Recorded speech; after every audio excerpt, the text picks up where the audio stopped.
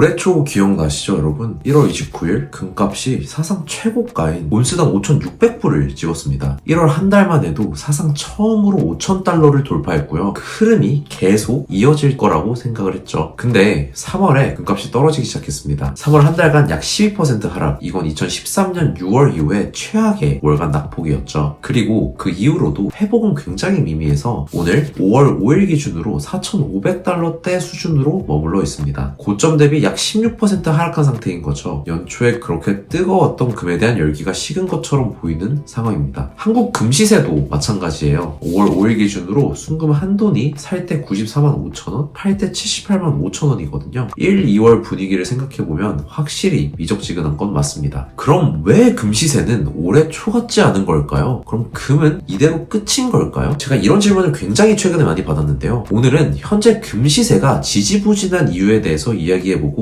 앞으로는 어떨지에 제 생각을 한번 나눠보려고 합니다. 먼저 현재 상황을 보면서 금시세가 왜 이런지부터 볼게요. 크게 세 가지로 정리해봤습니다. 첫 번째 이유는 높은 물가와 높은 물가로 인한 높은 금리입니다. 현재 금을 누르는 큰 요인 중에 금리가 있다라고 제가 계속 말씀을 드리고 있는데요. 지금 미국의 인플레이션이 여전히 높은 수준에 머물러 있습니다. 연준이 가장 중요하게 보는 PCE 물가는 최근 기준 약 3% 안팎으로 목표치인 2%를 계속 웃돌고 있습니다. 그러니까 금리를 인하를 쉽게 하지 못하는 거죠. 실제로 2021년 이후 약 5년 가까이 목표를 한 번도 충족하지 못한 상황입니다. 알다시피 물가가 잡히지 않으면 연준은 금리를 내릴 수 없습니다. 4월 28일 FOMC 회의 결과에서도 예상대로 금리를 동결했죠. 그 전과 그대로 3.5에서 3.75%를 유지했습니다. FOMC 회의 직후 열린 기자회견에서 파월 의장은 이렇게 말했습니다. 인플레이션은 글로벌 에너지 가격 상승의 영향으로 여전히 높고 중동 정세가 경제 전망의 높은 불확실성을 지속적으로 만들고 있다. 쉽게 말해서 지금은 금리를 내리기 적절하지 않다라고 말한 거죠. 잘 아시겠지만 금리가 높으면 금리에게는 굉장히 불리합니다. 왜냐면 금은 이자를 주지 않는 자산이죠. 반면 미국 국채는 점점 올라서 4%대 이자를 주고 있습니다. 그럼 사람들 입장에서는 이자도 안 주는 금을 들고 있느니 4% 이자를 주는 국채를 들고 있겠다 이렇게 생각할 수 있는 거죠. 왜냐면 미국 국채는 안전자산인 금과 비슷한 포지션을 갖고 있다고 생각을 하기 때문이죠. 자, 그럼 두 번째 이유는 뭘까요? 두 번째 이유는 바로 강달러입니다. 이것도 사실은 첫 번째와 굉장히 맥락이 맞는 이야기인데 금리가 높으면 그 통화는 굉장히 매력적으로 바뀌죠. 미국 금리가 높게 유지되니까 전 세계 자금이 달러로 몰립니다. 달러를 매수하는 매수세가 굉장히 커지고 있죠. 그러니까 달러 가격이 올라갑니다. 근데 금값은 달러로 표시되죠. 달러가 강해지면 금값은 상대적으로 떨어져 보입니다. 그래서 강달러는 금값 하락이라는 공식이 단기적으로는 작용하고 있습니다. 마지막 세 번째 이유는요. 중동 전쟁과 유가 상승이죠. 지금 미국이랑 이란과 협상이 잘 이루어지지 않고 있고 호르무즈 해협이 폐쇄되면서 유가가 폭등을 하고 있습니다. 물론 종전이 합의가 완물이 되고 있다 이런 뉴스들이 떠오르고 있지만 지금 자체는 미국 원유가 올라서 배럴당 107달러를 넘었습니다. 브렌트유는 119달러를 찍었어요. 이건 22년 이후 최고가입니다. 보통은 전쟁이 나면 안전자산인 금이 오르는 게 맞는데 근데 이번에는 정반대로 작용을 하고 있죠. 왜냐하면 유가가 오르면 인플레이션 압력이 다시 올라가고 그러면 연준이 아까 말씀드렸던 것처럼 금리를 쉽게 내리지 못하는 상황이 장기화되는 거죠. 이렇게 금리가 계속 높게 유지되면 달러가 강해질 수밖에 없고 결국 금값을 누르게 되는 겁니다. 시장은 지금 이거를 선반영하고 있다고 보시면 되죠. 즉 전쟁이 안전자산 매력으로 금을 끌어올리는 게 아니라 첫 번째 이유와 두 번째 이유를 더 심화시키는 역할을 하고 있다는 말입니다. 일반적인 안전자산의 매력보다 거시적인 변수, 그러니까 실질 금리와 달러의 가치가 더 크게 작용하고 있는 그런 국면이다라고 볼 수 있겠습니다. 바로 이게 전쟁이 일어났지만 안전자산인 금 시세는 오르지 않는 가장 큰 이유입니다.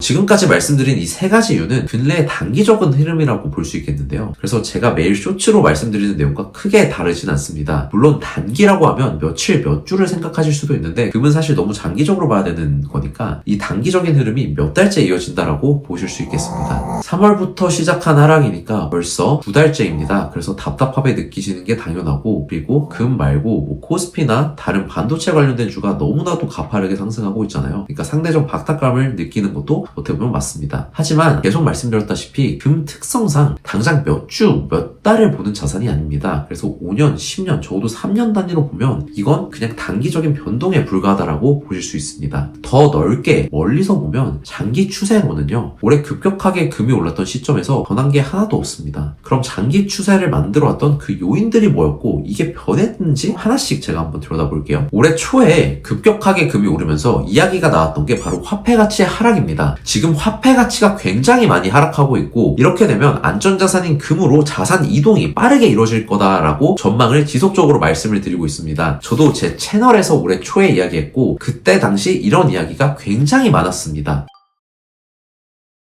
그러면 화폐 가치가 도대체 왜 하락하느냐 이게 중요하죠. 그때 당시 나왔던 이야기들은 크게 세 가지였는데 첫 번째는 미국 국채 문제입니다. 이것도 지금 사실 해결된 게 하나도 없는 그대로입니다. 미국 국채 잔액 38조 달러 후반대 변동이 없죠. 미 재무부의 국채 환매도 계속 진행 중입니다. 두 번째는 중앙은행의 금 매수세입니다. 이건 오히려 이전보다 점점 더 강해지고 있습니다. 세계 금 협회 자료를 보면 26년 2월에 글로벌 중앙은행들이 순 매수한 금이 27톤이었습니다. 1월에 5톤이었던 걸 생각하면 한 달 만에 5배 이상 늘어난 거죠. 누가 사고 있는지를 한번 들여다볼까요? 폴란드는 올해 들어서만 20톤 넘게 사들이고 단일 국가 기준으로는 가장 많이 매수했습니다. 아마 전쟁이 터지니까 그 가운데에 있는 폴란드라는 나라가 굉장히 불안에 떨고 있는 모양새예요. 그리고 중국은 16개월 연속으로 금을 꾸준히 사들이면서 현재 보유량이 2,300톤, 이건 공식적인 거고 비공식까지 합하면 5,000톤 이상이 될 거란 말도 있습니다. 그리고 외환 보유고의 약 10% 수준까지 올라와 있습니다. 그리고 여기에 한국, 말레이시아, 인도네시아 같은 국가들도 새롭게 매수에 참여하고 있습니다. 여기서 중요한 포인트는 금을 사는 나라가 특정 몇 나라에 국한되어 있었는데 지금은 점점 이 나라들이 더 많아지고 있다는 겁니다. 즉 수요 기반 자체가 확장되고 있는 구조라는 거죠. 이 흐름을 반영하듯이 세계금협회가 2026년에 한 해 동안 금 매수 규모를 1에서 850톤 규모로 보고 있는 건데 가격이 잠깐 흔들릴 수는 있어도 큰 틀에서의 매수 흐름은 지속적으로 유지된다라는 의미로 해석할 수 있겠습니다. 단순 중앙은행만의 이야기일까요? 대형 금융기관들은 어떨까요? 비슷한 움직임을 보이는 것 같은데요. 4월 13일 유럽의 사립은행인 UBP는 금값이 하락한 날 오히려 금 비중을 기존 3%에서 훨씬 더 많이 늘렸고 연말 금가격 목표도 6,000달러를 그대로 유지하였습니다. 결국 지금 시장을 보면요. 가격이 떨어질 때 오히려 더 사들이는 주체들이 분명히 존재하고 있고 이 주체들의 구매력은 개인들의 상상을 초월할 정도로 큰 힘입니다. 이게 지금 금시장의 현실이면서 보이지 않는 매수세가 굉장히 강하다라고 볼 수 있겠죠. 세 번째 요인은 중국과 인도의 실물 매수 강세입니다. 골드 ETF 자금 흐름은 3월 한 달 동안 북미에서는 약 130억 달러가 빠져나가면서 사상 최대 일출이 나왔고요. 반대로 아시아에서는 기록적인 유입이 발생하고 있습니다. 특히 이 흐름의 중심에는 중국과 인도가 있죠. 26년 1월 금 ETF 자금 흐름을 보면 아시아 지역으로 약 96억 달러가 유입됐고요. 그중 중국의 60억 달러, 인도가 25억 달러를 차지했습니다. 쉽게 말하면 서구 투자자들은 금을 팔고 있고 이 물량을 동양 투자자들이 그대로 받아오고 있는 상황입니다. 그 중에서도 인도가 굉장히 눈에 띄는데요. 26년 1분기에 인도 금 ETF로 약 3,160억 루피, 달러로 약 34억 달러 정도가 유입되었습니다. 금으로 보면 약 20톤 수준이고요. ETF 계좌 수도 1,239만 개까지 늘어나면서 금이 점점 개인 투자자들에게 핵심 자산으로 자리 잡고 있는 모습입니다. 여기에 더해서 인도 중앙은행의 움직임도 같은 방향입니다. 외환보유고에서 금이 차지하는 비중이 1년 전 12%에서 최근 17%까지 올라왔고 전체 보유량도 약 880톤 수준까지 늘었습니다. 정리해보면 인도는 개인 투자자부터 중앙은행까지 동시에 금 비중을 늘리고 있고요. 그만큼 금에 대한 신뢰도도 같이 높여나가고 있습니다. 인도 국민들이 자국의 은행권보다 본인이 갖고 있는 현물 금을 더 믿고 산다는 거는 다들 아시는 내용일 거라고 생각합니다.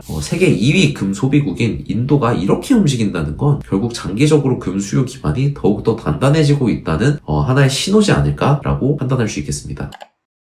그럼 추가적으로 월가 주요 은행들의 금에 대한 올해 전망이 어떤지 한번 살펴볼까요? 가장 보수적인 모건 스탠리도 4,400달러, 골드만삭스 5,400달러입니다. 월가 주요 은행 다수가 6,000달러를 넘는 목표가를 계속 제시하고 있고요. 물론 전망은 어디까지나 전망이지만 적어도 현재 월가의 분위기는 금값 상승 가능성에 훨씬 더 무게가 실려있는 모습입니다. 이런 이유로 화폐가 약해지는 흐름과 그에 따라서 금 상승의 흐름은 올해 초에 분석했던 것보다 달라진 것이 사실 없습니다. 지금까지 올해 초 온스당 5,589달러까지 활활 타오르던 금값이 최근 4,500달러대까지 주춤하고 있는 이유와 그럼에도 불구하고 여전히 굳건한 장기 추세에 대해서 한번 자세히 이야기를 해봤습니다. 마지막으로 정리해보면 단기적으로는 확실히 금에게 불리한 환경이 조성되어 있습니다. 사실 단기 투자를 목적으로 한다면 금은 애초에 맞는 자산은 아니죠. 물가와 금리 상승, 강달러 현상, 전쟁과 유가 폭등 등이 있었죠. 하지만 올해 초에 거론되었던 화폐 가치 하락의 흐름은 그대로 지속되고 있고 이건 금 상승에 영향을 준다라고 했었는데 이 지속되는 흐름을 한번 정리를 하면 미국 국채는 그대로 어마어마하다. 그리고 둘째로는 중앙은행들은 여전히 금을 사모으고 있다. 세 번째는 동양에서의 금 수요는 그 어느 때보다 폭발적으로 늘고 있고 그 중심에는 중국과 인도가 있다. 지금 상황만 보면 4%대 이자를 주는 미국 국채가 더욱 매력적으로 보일 수 있지만 실제로 최근 금 시세도 높은 금리와 강달러 영향으로 좀 조정을 받는 면이 있다고 말씀드렸죠. 다만 계속 말씀드리지만 금은 원래 몇 주 몇 달보다 훨씬 더 긴 호흡에서 바라보는 자산인 만큼 최근에도 일부 큰 중앙은행과 대형 금융기관들은 가격 조정 구간에서 꾸준히 금 비중을 유지하거나 늘리는 모습이 나타나고 있습니다. 물론 지금의 조정이 언제 끝날지는 알 수 없겠죠. 하지만 가격이 흔들리는 구간에서도 꾸준한 이런 큰 매수세의 수요가 이어지고 있다는 점은 아마 한번 참고해 볼 필요가 있지 않을까 생각하고 있습니다. 오늘은 이렇게 금이 떨어진 시점에서 중간 점검차 전체적인 흐름을 한번 다시 정리해 보고 싶었는데 이 내용들이 여러분의 투자나 여러분이 결정을 하는데 조금 도움이 되는 방향이면 좋겠습니다. 저는 다음 영상으로 또 찾아뵐게요. 감사합니다.